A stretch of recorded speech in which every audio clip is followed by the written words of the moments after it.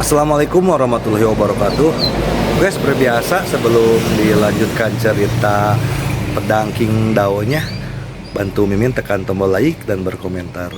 Juga terima kasih sudah dan sebelumnya. Gas. Bab 1611.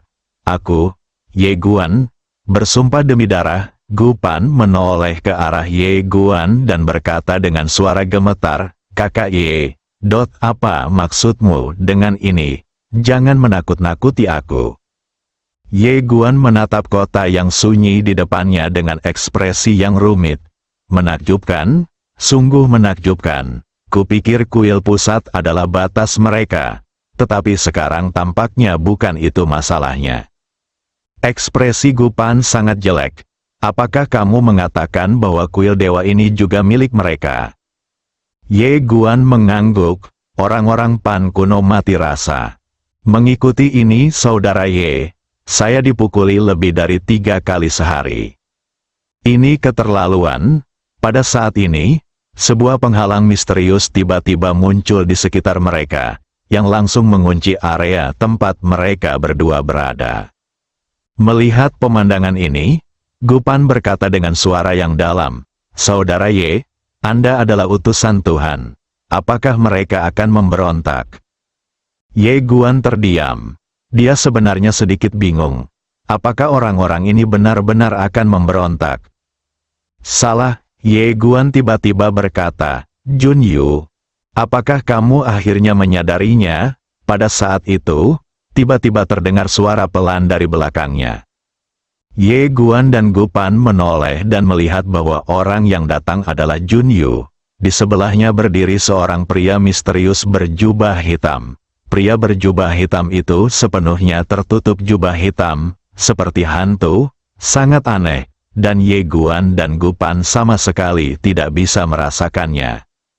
Ye Guan menatap Jun Yu. "Menurut dugaanku, kamu hanya bisa memengaruhi kuil pusat saja. Alasan kamu bisa memengaruhi mereka adalah karena mereka ingin menguasai kuil selatan.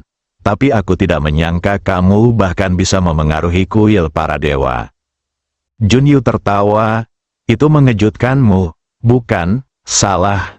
Ye Guan tiba-tiba berkata, "Kuil para dewa mungkin tidak terpengaruh olehmu.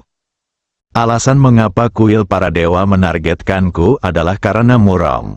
Menurut dugaanku, karena para dewa telah menghilang terlalu lama, ada masalah serius dalam ordo para dewa. Dengan kata lain, ada banyak faksi dalam ordo para dewa sekarang, dan Murong dari kuil para dewa pusat seharusnya berasal dari faksi tertentu.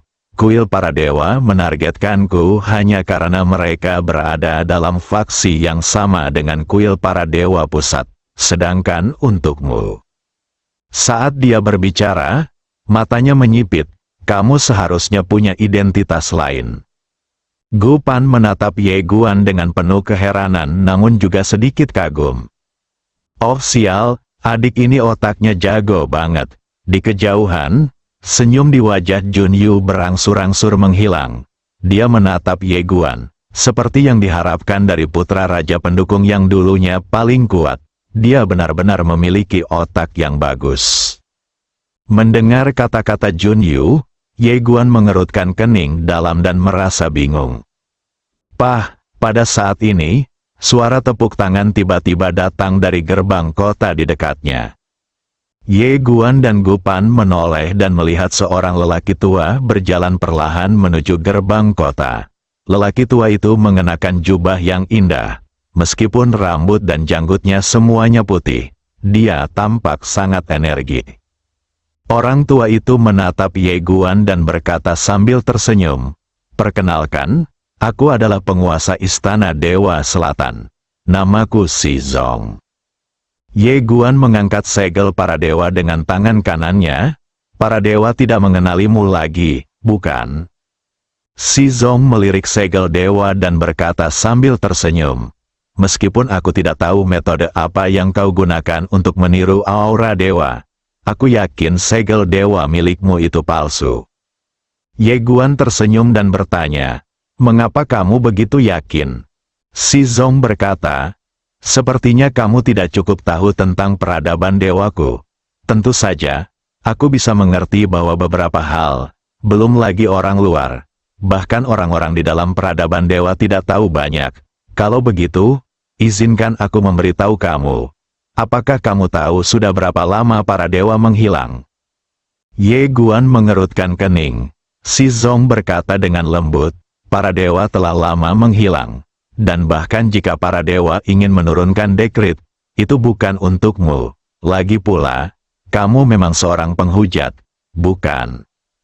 Ye Guan berkata, bagaimana jika itu benar? Si Zong tersenyum dan berkata, bagaimana menurutmu?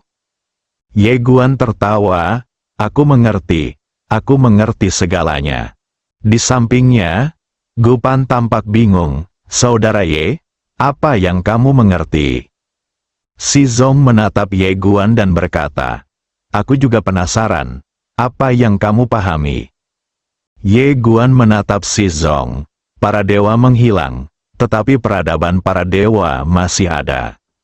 Ini berarti bahwa pasti ada seseorang atau sekelompok orang dalam peradaban para dewa yang mengendalikan pemerintahan. Tetapi untuk saat ini, itu seharusnya sekelompok orang, karena jika hanya satu orang, tidak akan ada pertempuran dalam peradaban para dewa. Dan tujuan sekelompok orang yang mengendalikan pemerintahan tidak lebih dari sekadar kekuasaan. Sekarang setelah aku, utusan para dewa, muncul, mewakili kehendak para dewa, aku tidak diragukan lagi merupakan ancaman terbesar bagimu. Kamu terbiasa memegang kekuasaan. Bagaimana mungkin kamu menyerahkannya? Oleh karena itu, bahkan jika aku benar-benar utusan khusus para dewa, kamu akan mengatakan bahwa aku palsu. Senyum di wajah si Zong berangsur-angsur menghilang.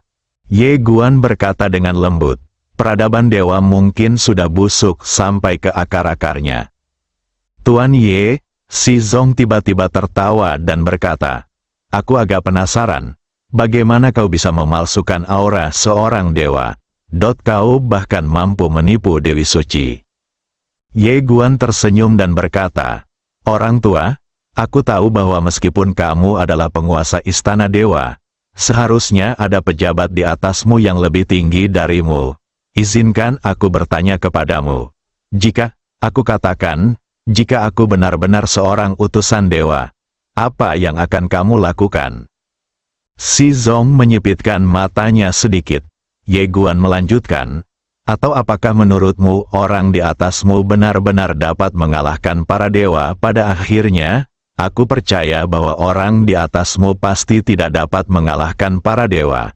Jika dia bisa, dia pasti sudah menekan suara-suara yang berbeda sejak lama, kan?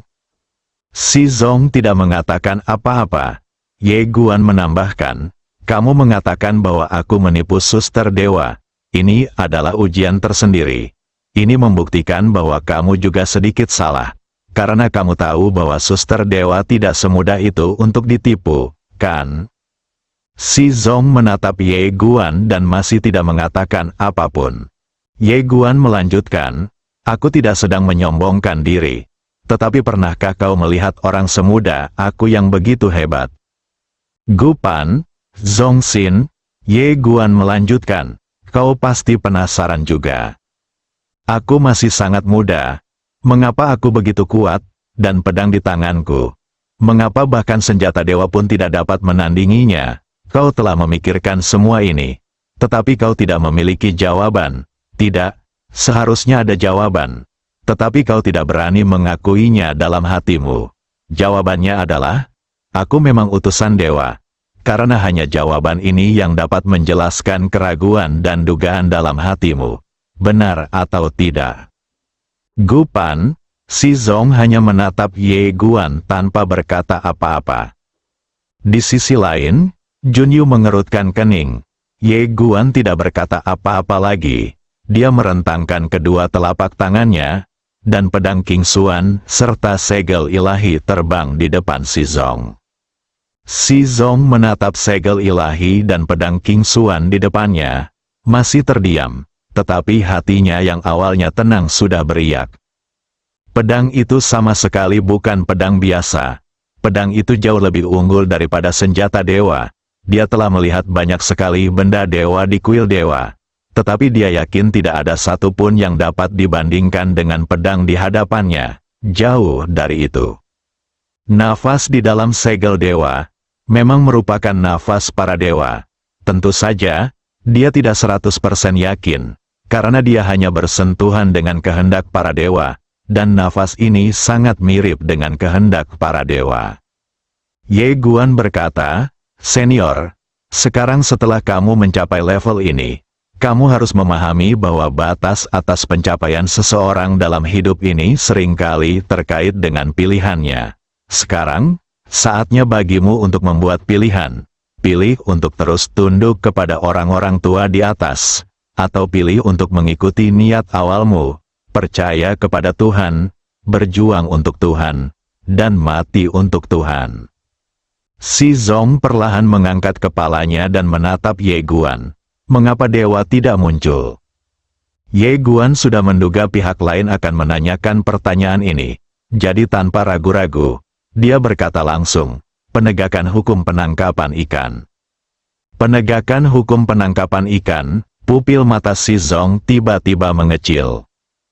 Alasan ini, itu masuk akal, apa masalah dalam tatanan peradaban ilahi saat ini? Dia tentu saja tahu. Tanpa ekspedisi penangkapan ikan, bagaimana mungkin unsur-unsur korup itu bisa muncul dengan sendirinya? Tentu saja, dia masih memiliki satu kekhawatiran dalam pikirannya, kekhawatiran terakhir. Dia menatap Ye Guan, tampak ingin mengatakan sesuatu namun mengurungkan niatnya. Ye Guan adalah orang yang cerdik, jadi dia tentu saja mengerti apa yang dimaksud pihak lain. Dia segera menyatukan jari-jarinya, dan ujung jarinya patah dan darah mengalir keluar. Dia menatap si Zong. "Aku, Ye Guan, bersumpah dengan darahku bahwa jika aku menjadi kaya dan berkuasa, aku akan membayarmu kembali." Si Zong tidak lagi merasa khawatir. Dia menyingkirkan segel dewa dan pedang King Xuan, lalu berjalan cepat ke arah Ye Guan, memegang segel dewa dan pedang King Xuan di kedua tangan dan menyerahkannya kepada Ye Guan. "Yang mulia, silakan masuk ke kota." Ye Guan menyingkirkan segel dewa dan pedang King Xuan lalu menyeret Gu Pan yang kebingungan menuju kota. Si Zong segera berbalik dan mengikutinya. Pada saat yang sama, suaranya tiba-tiba bergema dari langit dan bumi. "Kemarilah, segera kirim perintah ke sistem bintang dewa, alam dewa, 9 tanah dewa, medan perang alien, dan Senzu, memanggil semua dewa dan manusia di dunia untuk segera datang, layani raja." Bab 1612, Ayo bertarung. Ketika si Zong mengikuti Ye Guan dan Gu Pan memasuki kota, dia menoleh dan melirik Jun Yu yang tidak jauh. Matanya penuh dengan kesungguhan. Tatapan Jun Yu tertuju pada Ye Guan. Dia harus mengakui bahwa tindakan Ye Guan benar-benar mengejutkannya. Pemberontakan langsung, trik yang bagus. Setelah ketiganya memasuki kota, semua jenis formasi super di kota langsung diaktifkan, dan kemudian seluruh kota terlindungi. Pada saat yang sama, banyak orang kuat di kota itu naik ke langit dan menuju ke segala arah. Setialah pada raja. Saat si Zong memilih Ye Guan, dia mengerti bahwa dengan kekuatannya saat ini, dia sama sekali tidak bisa melindungi Ye Guan. Oleh karena itu, dia harus memanggil semua orang yang setia kepada para dewa untuk datang meminta bantuan. Dia tahu bahwa meskipun peradaban dewa sekarang dikendalikan oleh 2 orang Senzu, masih banyak orang di peradaban dewa ini yang setia kepada para dewa. Misalnya, para biarawati dewa itu dibesarkan oleh para dewa dan merupakan penggemar berat para dewa. Ini juga alasan mengapa dia akhirnya memilih mendukung Ye Guan. Kalau ada orang lain yang mengatakan bahwa Ye Guan adalah utusan Tuhan yang sebenarnya, dia pasti akan meragukannya. Tapi biarawati Tuhan, dia dibesarkan oleh Tuhan.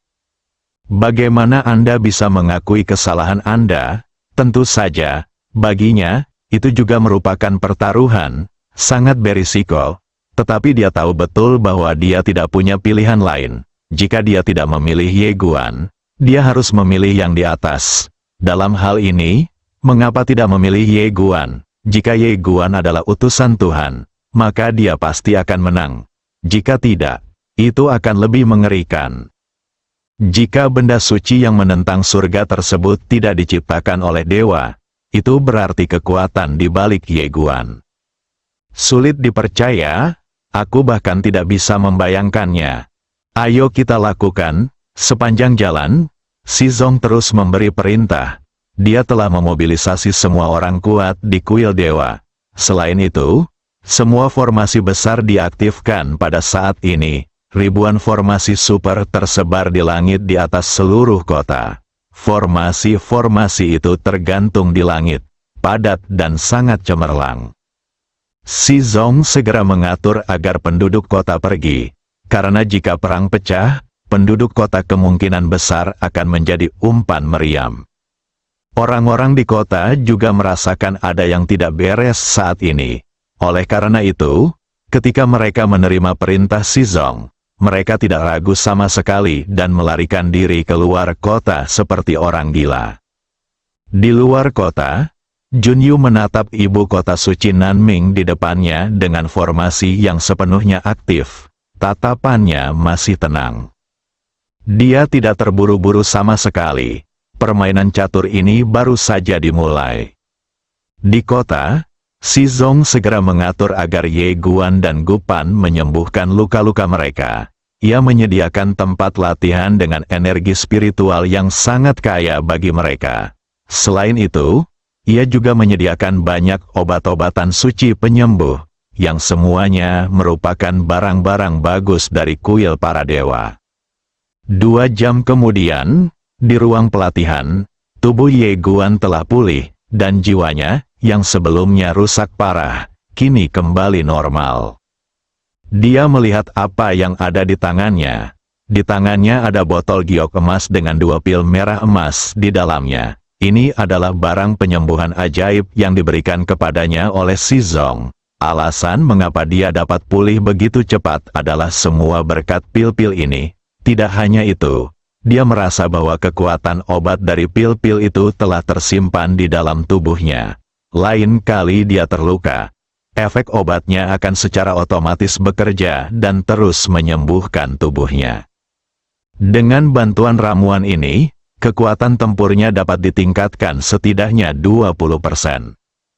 Pada saat ini, Shizong masuk dengan wajah serius.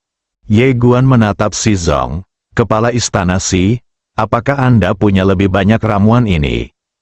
Shizong tersenyum pahit. Sejujurnya, kami hanya punya 5 di seluruh kuil Nanming. Kami memberikan 3 kepada Tuan Ye dan 2 kepada Tuan Gu. Sekarang kami tidak punya yang tersisa. Ye Guan tiba-tiba menjadi penasaran, obat apa ini? Obat ini sangat berharga. Shizong menjelaskan, Dao dan tingkat atas setara dengan tingkat senjata Dao tingkat atas dan sangat sulit untuk disempurnakan. Ye Guan berbisik, hei, alangkah baiknya jika ada beberapa ratus. Shizong, Ye Guan menyimpan pil-pil itu, lalu berkata dengan serius, Tuan Istana Si, ceritakan padaku tentang peradaban dewa. Mendengar perkataan Ye Guan, hati Shizong langsung hancur berkeping-keping. Saudaraku, kamu adalah utusan Tuhan. Kamu ingin aku memberitahumu tentang peradaban Tuhan? Jadi, apa yang kamu katakan kepadaku tadi hanyalah sebuah kebohongan. Ye Guan melihat ekspresi Shizong dan tahu apa yang sedang dipikirkannya. Namun, dia tidak menjelaskan apapun karena pada titik ini sudah terlambat bagi pihak lain untuk menyesal.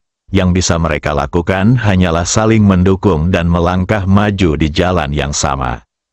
Ru Ye Guan begitu tenang dan Shizong sejernih cermin. Dia tidak banyak bicara dan perlahan menjelaskan, sejak hilangnya para dewa, peradaban dewa telah diperintah oleh 2 orang, yaitu Xuanjun, penguasa Balai Bupati, dan pendeta yang bertanggung jawab atas semua urusan internal. Ye Guan Dao, Siapa yang memberimu perintah untuk menargetkanku kali ini? Si Zong berkata dengan suara yang dalam. Aku berada di bawah yurisdiksi pendeta. Pendetalah yang memberiku perintah kali ini. Namun, sejauh yang aku tahu, kali ini, pendeta dan Xuan Jun tidak ingin kau hidup. Ye Guan menyipitkan matanya sedikit. Apakah mereka tidak takut pada para dewa? Si Zong menggelengkan kepalanya. Mereka benar-benar kagum pada para dewa. Tetapi para dewa sudah lama tidak muncul. Mereka memiliki semua kekuatan dan mereka memiliki keputusan akhir dalam semua hal dalam peradaban para dewa. Dan sekarang, Anda tiba-tiba muncul. Jika mereka mengenali Anda, itu berarti Anda akan memiliki keputusan akhir dalam peradaban para dewa di masa depan. Mereka pasti tidak menginginkan itu. Ye Guan merenung sejenak dan berkata, ada hal lain, mereka tidak percaya bahwa aku adalah utusan para dewa. Menurut mereka, jika para dewa memiliki keinginan, mereka harus memberikannya langsung kepada mereka. Bukan? Si Zong mengangguk. Lagi pula, kamu adalah seorang penghujat dan orang yang selalu menaati aturan. Ini adalah masalah terbesar. Karena semua orang berpikir bahwa mustahil bagi Tuhan untuk mengizinkan seorang penghujat dan orang yang selalu menaati aturan menjadi utusan Tuhan. Ye Guan mengangguk. Jadi, masalah yang kita hadapi sekarang adalah sebagian orang akan mempercayaiku. Tetapi sebagian lagi akan meragukanku. Si Zong menganalisis dengan lambat. Sekarang dalam peradaban dewa, ada 3 kelompok. Kelompok pertama adalah Xuan Jun yang keras kepala dan para pendeta. Kelompok orang ini adalah orang-orang kepercayaan yang keras kepala yang telah mereka bina selama bertahun-tahun. Belum lagi Anda. Bahkan jika para dewa datang, mereka mungkin tidak akan menyerah. Ye Guan mengerutkan kening. Tetapi segera mengerti bahwa meskipun para dewa adalah penguasa tertinggi peradaban ilahi, mereka tidak muncul selama bertahun-tahun. Banyak orang di bawah ini dipromosikan oleh Xuan Jun dan pendeta. Jadi mereka secara alami setia kepada Xuan Jun dan pendeta. Si Zong melanjutkan. Kelompok kedua adalah mereka yang setia kepada para dewa. Mereka telah menunggu para dewa untuk kembali. Anda adalah utusan khusus para dewa. Selama identitas Anda dikonfirmasi, mereka pasti akan setia kepada Anda. Di antara kelompok orang ini, sikap beberapa orang sangatlah penting. Ye Guan bertanya, orang yang mana? Si Zong berkata dengan suara yang dalam, ketiga biarawati itu dibesarkan oleh para dewa sendiri. Jika mereka semua percaya padamu, maka banyak orang di istana dewa akan memilih untuk percaya padamu. Dapat dikatakan bahwa mereka adalah otoritas. Jika mereka bahkan percaya bahwa kamu adalah utusan para dewa, akan sulit bagi orang lain untuk mempertanyakan identitasmu. Selain ketiga orang ini, sikap 2 orang lainnya sangat penting, yaitu kepala arbiter pengadilan arbitrase dan kepala hakim pengadilan. Ye Guan berkata, ceritakan padaku tentang 2 orang ini. Si Zong mengangguk. Kepala arbiter pengadilan arbitrase bertanggung jawab atas urusan internal. Misalnya, jika terjadi perselisihan internal dalam peradaban dewa, dialah yang akan bertanggung jawab. Dialah yang bertanggung jawab atas urusan internal. Dia memiliki sekelompok prajurit yang kuat di bawahnya.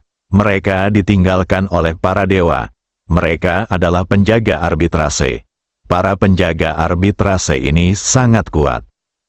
Pada titik ini, dia berhenti sejenak dan melanjutkan. Dan hakim ketua bertanggung jawab atas urusan eksternal. Bertanggung jawab atas hukuman ilahi. Dan memiliki hak tertinggi untuk menafsirkan hukum ilahi. Dia juga memiliki sekelompok orang kuat yang dilatih oleh para dewa, yang disebut hakim ilahi. Keduanya telah bermain di kedua sisi dalam tatanan peradaban ilahi selama bertahun-tahun dan belum jelas berdiri di satu sisi. Jika Anda dapat memperoleh dukungan mereka, ditambah dukungan dari 3 biarawati ilahi, maka Anda pada dasarnya sudah siap. Setelah terdiam sejenak, Ye Guan menganalisa, berapa besar kemungkinan ketiga biarawati suci itu akan mendukungku. Si Zong menatap Ye Guan dan berkata, dari apa yang bisa kulihat sejauh ini, kemungkinannya setidaknya 99%. Karena sisters kita sudah mengenalimu, dan saudari-saudari lainnya pasti akan melakukan hal yang sama. Ye Guan mengangguk, jadi, hanya ketua hakim dan ketua arbiter yang tersisa. Si Zongdao berkata, ya, sikap mereka sangat penting. Ye Guan menatapnya, apakah menurutmu ada harapan? Si Zong terdiam sejenak, lalu berkata, sulit untuk mengatakannya, mereka berdua memegang jabatan tinggi. Selama bertahun-tahun, mereka telah berurusan dengan kepala istana Bupati Suanjun dan pendeta, dan tidak pernah memihak dengan jelas. Setelah mengatakan ini, dia berhenti berbicara. Ye Guan berkata dengan lembut, aku mengerti, mereka tidak memihak, yang berarti hanya ada dua kemungkinan. Pertama, mereka menunggu dan mengamati, dan mereka memiliki rencana yang lebih besar. Kedua, mereka menunggu para dewa kembali. Si Zong mengangguk, ya, jika itu kasus pertama, maka kemunculanmu niscaya akan merugikan kepentingan mereka, dan jika itu kasus kedua, maka mereka akan segera datang menghadap raja untuk membelanya. Ye Guan berkata dengan suara yang dalam, ada cara ketiga. Si Zong sedikit bingung. Ye Guandao berkata, yang ketiga adalah mereka akan duduk di gunung dan menyaksikan pertarungan antara harimau, menunggu aku, Suanjun, dan pendeta dikalahkan. Kemudian mereka akan keluar untuk meraup keuntungan dan menguji keaslianku. Jika aku nyata, seperti penampakan dewa, mereka akan segera menyerah dan mengikuti tren. Jika aku palsu, setelah aku bertarung dengan mereka berdua dan keduanya dikalahkan, mereka akan keluar untuk memulihkan ketertiban.